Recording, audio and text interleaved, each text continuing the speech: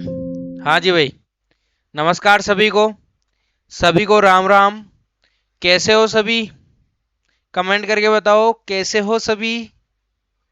तो बात कर रहे थे अपन स्कूल व्याख्याता की, और उसमें जो है सेल बायोलॉजी या साइटोलॉजी हम लोग पढ़ रहे थे प्यारे मित्रों।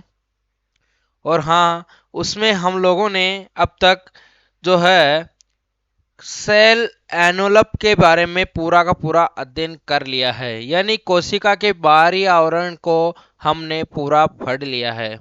अगर आप लोगों ने इससे पहले के 6 वीडियो, यानी कि 7वां पार्ट है, तो 6 वीडियो अगर नहीं देखे हैं तो कृपया उनको जाकर भी देख लें, ताकि आपको पूरा का पूरा जो है वो चीज़ें समझ में आ जाए कि कैसे क्या मैं पढ़ा रहा हूँ, कहाँ से मैंने शुरुआत की है।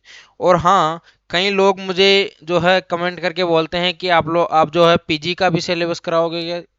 तो भाई, स्कूल व्याख्याता में 12th का ले लो, आप ग्रेजुएशन का ले लो, पीजी लेवल का ले लो, या अन्य महत्वपूर्ण कुछ भी आसपास के टॉपिक्स ले लो, सभी मैं इस पे करवाने वाला हूँ। जब मैंने जिम्मेदारी ली है तो फ्री में आपको जो है यूट्यूब पे ये सब कुछ कराऊंगा।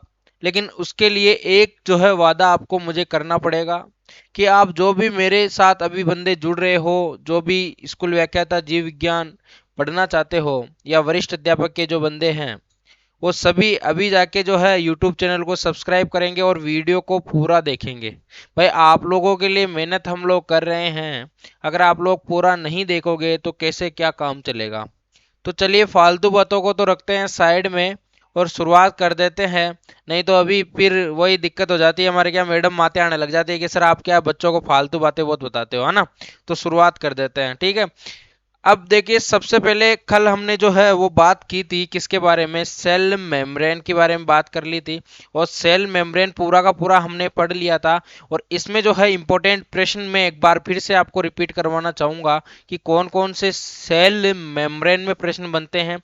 सबसे पहले ये याद रखो कि एक तो मैं आपको बता देता हूँ, एक तो आपको क्या याद रखना है कि जब सेल खाना खाती है, मैंने आखिरी में आपको बताया था कि सेल खाना खाती है तो उसे तो कहते हैं फेगोसाइटोसिस।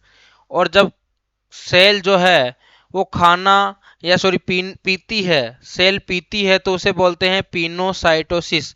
तो हमेशा ध्यान ध्यान रखना कि सेल ईटिंग, अगर आपको पूछ लिया जाए सेल ईटिंग को क्या कहते हैं, फेगोसाइटोसिस। और साथ ही सेल अगर पीती है, सेल ड्रिंकिंग कर रही है ना, पेक नहीं बना रही है, ड्रिंकिंग कर रही है अगर सेल, तो पिनोसाइटोसिस। वहीं अगर सेल किसी चीज को बाहर निकाल रही है तो एक्सोसाइटोसिस। और ये एंडोसाइटोसिस में क्या होगा, फेगो और फिनो, ये दोनों ही इसमें आएंगे। तो ये एक इंपॉर्टेंट प्रश्न है। उसके बाद एक और इंपॉर्टेंट प्रश्न ये भी कि प्लाज्मा मेम्ब्रेन की सतह पर कितने प्रकार के तो एंजाइम पाए जाते हैं, और इनमें से मुख्य एंजाइम होता कौन सा है, तो ये भी आपको ध्यान रखना है। इसकी पीपीटी आज दिन तक की मैं पूरी की पूरी आज हिंदी और ये बायोलॉजी की दोनों ही मैं टेलीग्राम पे अपलोड करने वाला हूँ।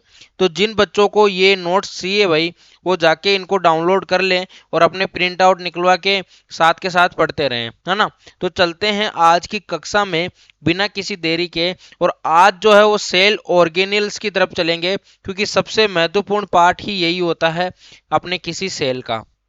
देखिए, मैं सबसे पहले एंडोमेम्ब्रेन सिस्टम के बारे में बताता हूं। एंडोमेम्ब्रेन सिस्टम में आपको 4 सेल ऑर्गेनेल्स पढ़ने हैं। सिर्फ इतना ही ध्यान रखो अभी के लिए कि एंडोमेम्ब्रेन सिस्टम में एंडोप्लाज्मिक रेटिकुलम ले लो, गोल्जी बॉडी ले लो, लाइसोसोम ले लो और वैक्यूल्स ले लो। यानी कि ईआर यानी अंतःप्रद्रवी जालिका, साथ में गोल्जी बॉडी, गोल्जी काय, फिर ले लो आप लोग लाइसोसोम, है ना, लाइसोसोम, साथ में वेक्यूल्स यानी रिक्तिका।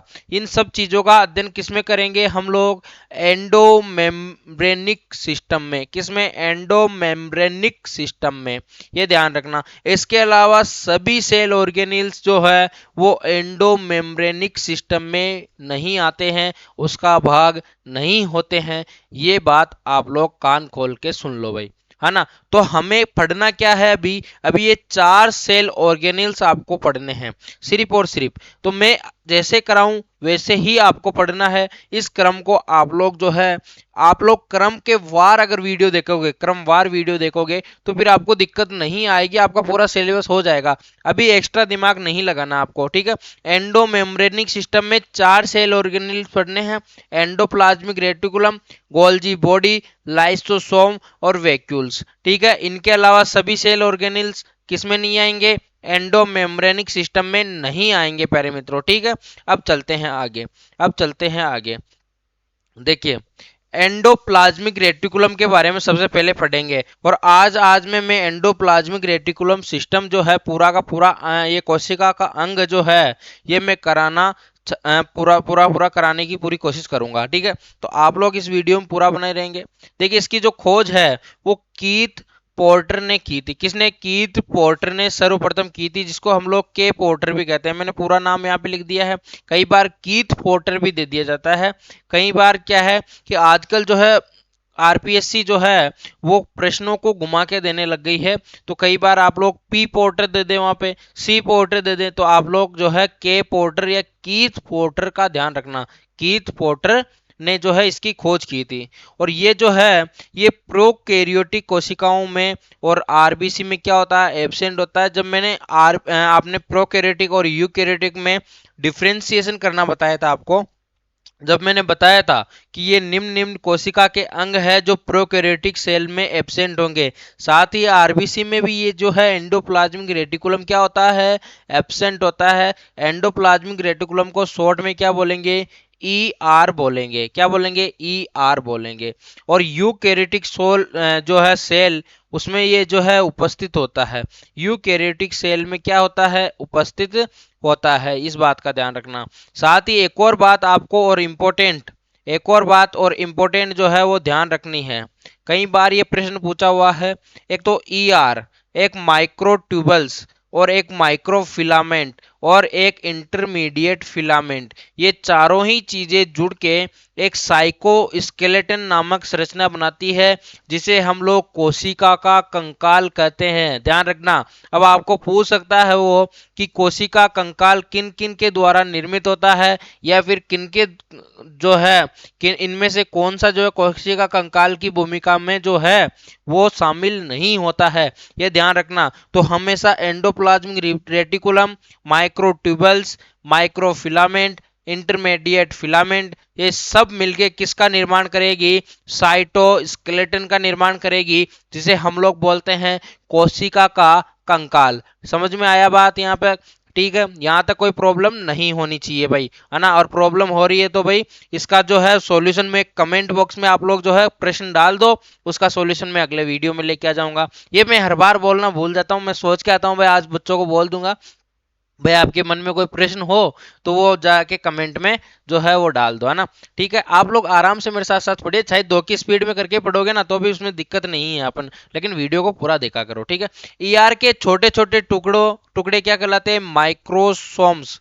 क्या, ईआर के छोटे छोटे टुकड़े क्या कहलाते हैं, माइक्रोसोम्स कहलाते हैं प्यारे मित्रों। साथ ही एक और बात आपको ध्यान रखनी है, रेटिना की एक सेल होती है और उसका नाम है पिगमेंटेड सेल, और उस सेल में जो है वो एग्रेनुअल ईआर होती है, और उसको क्या कहते हैं, माइलोइड बॉडी कहते हैं। किसमें, रेटिना की पिगमेंटेड सेल में जो है वो एग्रेनुअल ईआर पाई जाती है, उसे माइलोइड बॉडी क्या कहते हैं, माइलोइड बॉडी। अब हम लोग पढ़ेंगे कि ईआर का जो है ओरिजिन कैसे होता है या निर्माण कैसे होता है ईआर का। अब एक बात मैं आपको पहले ही क्लियर करना चाहता हूं कि न्यूक्लियर मेम्ब्रेन जो होती है उसका निर्माण तो ईआर के द्वारा होता है, लेकिन लेकिन लेकिन ईआर का निर्माण भी न्यूक्लियर मेम्ब्रेन के आपने एक बात कोशिका की, मैं एक बात बता देता हूँ आपको, है ना। आपने है ना जो कोशिका का डायग्राम देखा होगा, अभी मेरे पास पड़ा होगा कोशिका का डायग्राम, मैं आपको बता देता हूँ। चलिए, ये मेरे पास सेल का डायग्राम है और मैंने आपको यहाँ बताया कि ये ईआर है, तो ये क्यों ना आपको ये समझ में आ रहा है कि ईआर और न्यूक्लियर मेम्ब्रेन जो है वो आपस में जुड़े हुए हैं। इस बात का ध्यान रखना आप लोग, ठीक है। तो आपके समझ में ये बात आ गई होगी कि ईआर और जो ये है क्या न्यूक्लियर मेम्ब्रेन ये आपस में जुड़े होते हैं। अब देखो, एक बात ध्यान से सुनो मेरी, कि ईआर जो है उसका ओरिजिन कैसे होता है, प्लाज्मा मेम्ब्रेन के अंतर्वलन से। ठीक है, एक तो बात ये हो गई। एक तो आपके सामने ऑप्शन ये आ सकता है कि ईआर का जो है ओरिजिन किसके द्वारा होता है, प्लाज्मा मेम्ब्रेन के अंतर्वलन से, है ना। समझ में आ गया, अंतर्वलन यानी कि उनके घूमने से, अंतर्वलन से, उसके पलटने से जो है वो किसका निर्माण हो जाता है, ईआर का निर्माण हो जाता है, प्लाज्मा मेम्ब्रेन। प्लाज्मा मेम्ब्रेन यानी कोशिका झिल्ली भी हो गई। ठीक है, अब साथ में एक और ओरिजिन बताया इसमें कि टीलोफेज के दौरान, टीलोफेज कोशिका विभाजन की प्रावस्था है ना, उसमें न्यूक्लियर मेम्ब्रेन का निर्माण, न्यूक्लियर मेम्ब्रेन के द्वारा जो है ईआर का निर्माण होता है। साथ ही न्यूक्लियर मेम्ब्रेन का निर्माण भी ईआर के द्वारा होता है। अभी बताऊंगा कैसे होता है। अब आपको एक बात समझ में आ गई होगी कि ईआर का निर्माण जो है, ओरिजिन जो है, उत्पत्ति जो है, सही शब्द क्या होगा, ईआर की उत्पत्ति, यानी एंडोप्लाज्मिक रेटिकुलम यानी अंतःप्रद्रवी जालिका की जो है वो उत्पत्ति कैसे होती है। पहली बात तो प्लाज्मा मेम्ब्रेन के अंतर्वलन से, और दूसरी बात टीलोफेज के दौरान। टीलोफेज कोशिका की कौन सी प्रावस्था है, कोशिका विभाजन के समय होता है ना टीलोफेज प्रावस्था। अब देखिए, न्यूक्लियर मेम्ब्रेन से जो है वो ईआर का निर्माण हो रहा है वो। अब आगे हम लोग पढ़ेंगे क्या कि ईआर की संरचना कैसी होती है और संरचना में कौन कौन से घटक होते हैं। ये देखिए, सबसे पहला जो घटक होता है और मुख्य घटक, सबसे पहला और मुख्य घटक होता है सिस्टर्नी। सिस्टर्नी, क्या नाम क्या है, सिस्टर्नी, बोलो मेरे साथ, सिस्टर्नी। और इस सिस्टर्नी जो है ये बिल्कुल चपटी होती है, फ्लैट होती है, चपटी या फ्लैट होती है ना। चपटी या क्या होती है, फ्लैट होती है। साथ में ये कोस लाइक स्ट्रक्चर यानी कि सेक लाइक स्ट्रक्चर, या फिर इसको बोले कोस यानी एक खड्डे नुमा संरचना होती है, कोस के समान संरचना होती है। ठीक है, इसकी साइज जो है वो 40 से 50 माइक्रोमीटर होती है, 40 से 50 माइक्रोमीटर होती है। साथ ही संख्या में जो है वो 3 से 5 संख्या में होती है, एक में 3 से 5 ये जो है एक ईआर में संख्या में होती है। इस बात का ध्यान रखना। साथ ही एक और बात ध्यान रखनी है कि जो आर ई आर है ये सिस्टर्नी की, इसमें जो है आर ई आर में यानी रफ, अभी मैं बताऊंगा आर ई आर और ई आर और एस ई आर और आर ई आर में जो है डिफरेंस भी बताऊंगा अभी, यानी स्मूथ और रफ है दोनों में, अभी मैं बताऊंगा डिफरेंस। देखिए, आर ई आर में सिस्टर्नी की संख्या क्या होती है, ज्यादा होती है। इस बात का ध्यान रखना। आप डायरेक्ट यहां से प्रश्न पूछ सकता है वो कि आर ई आर या फिर जो है सिस्टर्नी की संख्या कौन से वाले जो है, कौन से प्रकार की एंडोप्लाज्मिक रेटिकुलम में ज्यादा होती है, तो ये ध्यान रखना। और ये मैंने सिस्टर्नी का जो है डायग्राम आपके सामने बना दिया है। ये कुछ इस प्रकार से होती है, इस प्रकार से फ्लैट लाइक स्ट्रक्चर है, सेक लाइक स्ट्रक्चर है। साथ में इस पे जो है राइबोसोम प्रेजेंट होते हैं, ये ध्यान रखना।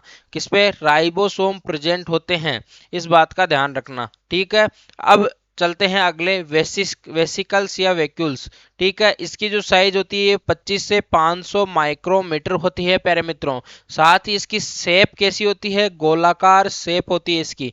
कैसी, गोलाकार शेप यानी राउंड, राउंड या स्पाइरिकल शेप इसकी होती है ना। और ये मैंने बता भी रखा है यहाँ पे, ये वेसिकल्स, और इस पे भी राइबोसोम्स प्रेजेंट होते हैं प्यारे मित्रों। तो ध्यान रखना इस बात का, है ना, इस बात का ध्यान रखना। तीसरा इसका पार्ट आता है और ये भी मुख्य पार्ट है, ट्यूबल्स में जो है, ट्यूबल्स इसका तीसरा प्रकार है। और ये नलिकाकार होती है, ट्यूबुलर इसकी शेप होती है। किसकी ऐसी शेप होती है, ट्यूबुलर शेप होती है। साथ में ये साकित होती है यानी ब्रांच्ड होती है। क्या होती है, साकित और ब्रांच्ड होती है। और ये जो है एस ई आर में ज्यादा होती है, जबकि सिस्टर्नी जो है वो आर ई आर में ज्यादा होती है। जबकि ट्यूबेल्स जो है वो एस ई आर यानी स्मूथ एंडोप्लाज्मिक रेटिकुलम में ज्यादा संख्या में होती है ना। संख्या में क्या होती है, ज्यादा होती है। इस बात का आप लोग ध्यान रखिएगा। अब हम लोग जो है वो बात करेंगे सबसे पहले किसके बारे में, रफ एंडोप्लाज्मिक रेटिकुलम के बारे में। इसे डायग्राम है रफ एंडोप्लाज्मिक रेटिकुलम का, ठीक है। रफ एंडोप्लाज्मिक यानी खुरदरी अंतःप्रद्रवी जालिका, और इसमें जो है ये भाग जो है ये सिस्टर्नी है। ये भाग क्या है, ये सिस्टर्नी है प्यारे मित्रों। मैं रेड पेन से एक बार बता देता हूं आपको ना, रेड पेन से करते हैं इसको। देखो ये भाग जो है ये सिस्टर्नी है, ये सभी भाग यहाँ पे क्या हो गया इसका सिस्टर्नी, और ये इसकी क्या है न्यूक्लियर मेम्ब्रेन से ये जुड़ा हुआ है, न्यूक्लियर मेम्ब्रेन से ये जुड़ा होता है। आपको पता होगा मैंने अभी कोशिका, ये देखिए कोशिका का डायग्राम हम लोग यहाँ बनाते हैं। ये कुछ इस प्रकार की अपनी कोशिका है, ये अपना केंद्रक है, और केंद्रक के यहीं होती है एंडोप्लाज्मिक रेटिकुलम, है ना। एंडोप्लाज्मिक रेटिकुलम केंद्रक के यहीं होती है ना, तो इस बात का ध्यान रखना। तो ये न्यूक्लियर मेम्ब्रेन से यहाँ पे जुड़ी हुई है, ठीक है। साथ में ये हो गई अपनी सिस्टर्नी, और सिस्टर्नी किस में ज्यादा होती है, रफ एंडोप्लाज्मिक रेटिकुलम में ज्यादा संख्या में होती है। इस पे जो है बारीक बारीक राइबोसोम जो है लगे होते हैं, है ना, राइबोसोम इस पे टिके होते हैं। साथ में एक और बात ध्यान रखनी, ये अपने ट्यूब्यूल्स क्या होती है, ट्यूब्यूल्स, और ये हो गई अपनी वैक्यूल्स या वेसिकल्स, ठीक है। नंबर ऑफ सिस्टर्नी ज्यादा होती है, इसमें सिस्टर्नी की संख्या ज्यादा होती है, इस बात का ध्यान रखना। अब हम लोग पढ़ते हैं चिकनी अंतःप्रद्रवी जालिका या फिर स्मूथ एंडोप्लाज्मिक रेटिकुलम। क्या, स्मूथ एंडोप्लाज्मिक रेटिकुलम, इस पे किसी प्रकार का कोई राइबोसोम नहीं पाया जाएगा, जबकि इसमें देखो ट्यूब्यूल्स की संख्या ज्यादा पाई जाएगी, इधर भी ट्यूब्यूल्स है, इधर भी ट्यूब्यूल्स है, इस बात का ध्यान रखना। और इसका जो मुख्य कार्य है, इसका मुख्य कार्य क्या है, इसका किसका, अपने स्मूथ एंडोप्लाज्मिक रेटिकुलम का मुख्य कार्य है फैट सिंथेसिस। तो यही एक इंपॉर्टेंट प्रश्न पूछ सकता है वो, यहां से कंफ्यूज नहीं होना है। मैंने इसमें जो है सिंथेसिस किसका भी लिखा है, सिंथेसिस कार्बोहाइड्रेट का भी लिखा है ना, सिंथेसिस कार्बोहाइड्रेट का भी लिखा है। लेकिन लेकिन लेकिन आपको अगर पूछ ले कि मुख्य कार्य क्या है, और उसमें जो है ऑप्शन में कार्बोहाइड्रेट दे दें, फैट दे दें, है ना, तो हमेशा फैट को प्रायोरिटी देनी है। मुख्य कार्य में फैट को जो है प्रायोरिटी देनी है कि स्मूथ एंडोप्लाज्मिक रेटिकुलम का मुख्य कार्य क्या है, फैट का सिंथेसिस करना, फैट का सिंथेसिस करना। साथ में किसका, ट्राइग्लिसराइड, साथ में स्टेरॉल्स, है ना, स्टेरॉइड्स, उन सब का जो है ये क्या करती है, सिंथेसिस करती है, सिंथेसिस करती है, और साथ में ही कार्बोहाइड्रेट का भी सिंथेसिस करती है। लेकिन इंपॉर्टेंट बात क्या ध्यान रखनी है कि ये फैट का सिंथेसिस करती है, किसका, फैट का सिंथेसिस करती है। अब आपको बताता हूं मैं इन दोनों के बीच में अंतर क्या है, बेसिक बेसिक अंतर क्या है। सबसे पहले अभी मैं इसका कार्य भी बताऊंगा, इसका कार्य मैं बता देता हूं। देखिए न्यूक्लियर मेम्ब्रेन का जो है वो निर्माण करती है, ये ध्यान रखना, इसका मुख्य कार्य यही है। अब देखो सिस्टर्नी पर राइबोसोम प्रेजेंट होते हैं ईआर में, है ना, मैंने बताया आर में क्या होते हैं, सिस्टर्नी पर राइबोसोम प्रेजेंट होंगे, लेकिन स्मूथ ईआर में क्या होंगे, सिस्टर्नी पर किसी प्रकार का कोई राइबोसोम नहीं पाया जाएगा।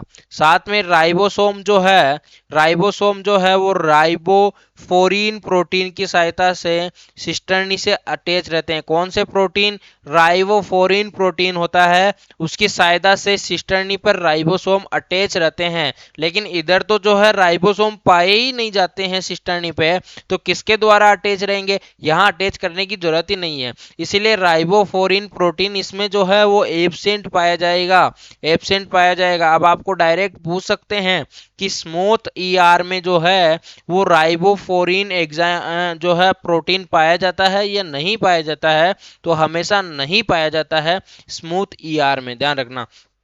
साथ में जो है जिन सेल में प्रोटीन की सिंथेसिस अधिक होता है वहां आर पाई जाती है, यानी जो सेल्स जहां प्रोटीन का सिंथेसिस संश्लेषण ज्यादा होगा वहां क्या पाई जाएगी, आर पाई जाएगी। क्योंकि जो है सिस्टर्नी कहाँ ज्यादा पाई जाती है, आर में पाई जाती है। जैसे जैसे उदाहरण दूं कि लीवर ले लो, जैसे ग्लोबुलेट सेल ले लो, जैसे पेनक्रियाज ले लो, इन सब में जो है वो प्रोटीन का सिंथेसिस जो है वो ज्यादा होता है। तो इसीलिए आर जो है मतलब कि रफ एंडोप्लाज्मिक रेटिकुलम वो ज्यादा पाई जाएगी, बिकॉज इसके, क्योंकि इसमें क्या पाया जाएगा, प्रोटीन का सिंथेसिस अधिक पाया जाएगा। जैसे लीवर हो गया, गॉबलेट सेल हो गया, पेनक्रियाज हो गई अपनी अग्नाशय जो है वो। साथ में इसके फंक्शन में बता देता हूं, वहां पे मैंने प्रोसेसर बता दिया। ये सबसे पहले तो प्री सॉरी RER जो है वो प्रोटीन संश्लेषण में क्या करती है, हेल्प करती है।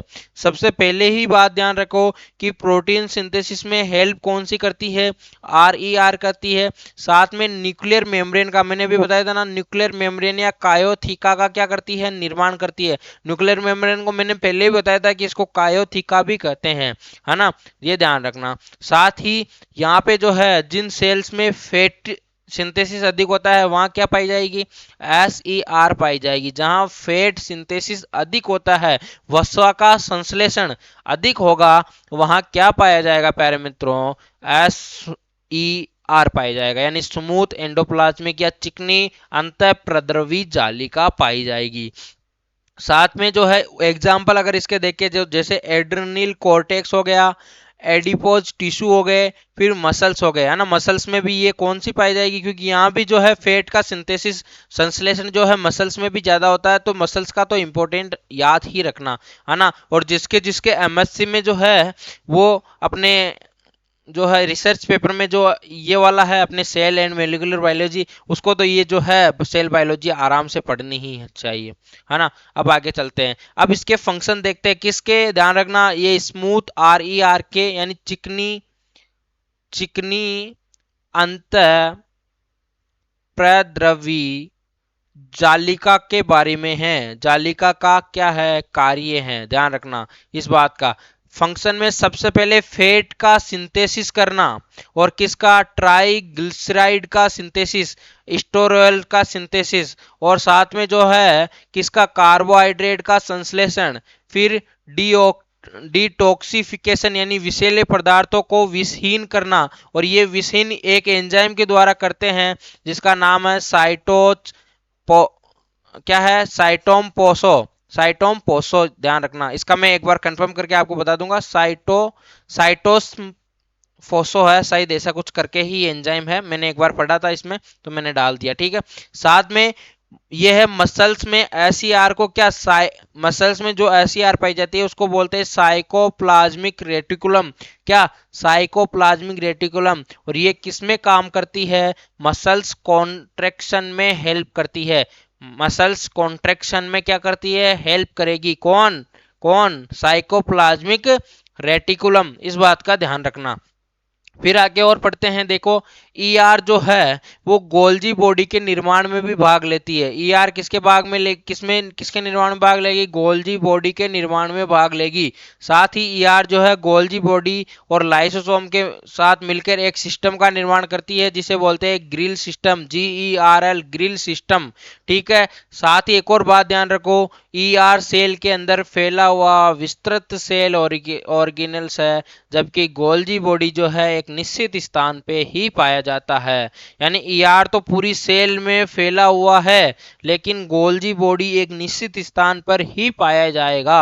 अब देखो इसको एक बार फिर से मैं जो है वो कर देता हूं आपके सामने डिफाइन, ठीक है। हम लोग वापस से एक बार इसको जो है पास्ट में पढ़ लेते हैं। देखो एंडोमेम्ब्रिक सिस्टम में 4 प्रकार के कोशिकांग पाए जाएंगे, जिसमें endoplasmic reticulum, Golgi body, lysosome और वैक्यूल्स पाए जाएगी। इसके अलावा जितने भी होंगे वो सब एंडोमेम्ब्रेनिक सिस्टम का भाग नहीं होंगे। सबसे पहले हमने पढ़ा एंडोप्लाज्मिक रेटिकुलम, खोज किसने की, के पोर्टर ने।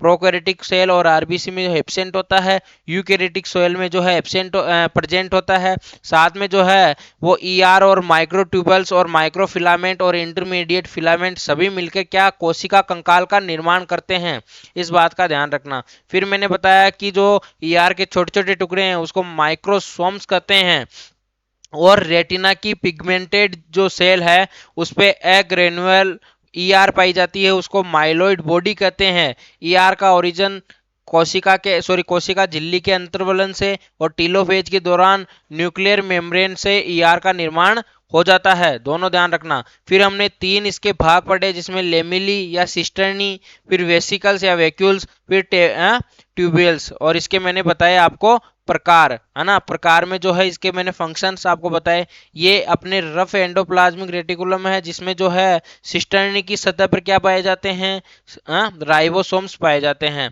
साथ में ये अपने न्यूक्लियर मेम्ब्रेन से क्या है, अटैच्ड होती है। किसके द्वारा अटैच होती है ये भी मैंने आपको बताया, किसके द्वारा, कौन सा प्रोटीन है राइबोफ्लोरिन प्रोटीन, और ये राइबोफ्लोरिन प्रोटीन स्मूथ ईआर में नहीं पाया जाता, इस बात का ध्यान रखना। तो इतनी सारी बातें आपको ध्यान रखनी है किसके बारे में, अपने एंडोप्लाज्मिक रेटिकुलम के बारे में। अब इससे आगे जो है अध्ययन करेंगे किसका, गोल्जी बॉडी का, और उसके बाद लाइसोसोम, और उसके बाद वैक्यूल्स का। तो आप लोग हमारे साथ इसी प्रकार से बने रहें। आप सभी का जो है सिलेक्शन हो, इसी में भगवान से कामना करता हूं। इसी के साथ आरएस प्री में जितने बच्चे जो है वो एग्जाम देने वाले हैं उनको जो है अग्रिम शुभकामनाएं। वैसे कल और परसों भी हम लोग मिलने वाले हैं, तो उस टाइम भी मैं दे दूंगा भाई, तो ध्यान रखना। मिलते हैं अगले वीडियो में। इस वीडियो की जो है पीडीएफ में भी थोड़ी देर में अपलोड करने वाला हूं, तो जाके टेलीग्राम से ले लेना। ठीक है, राम राम सा।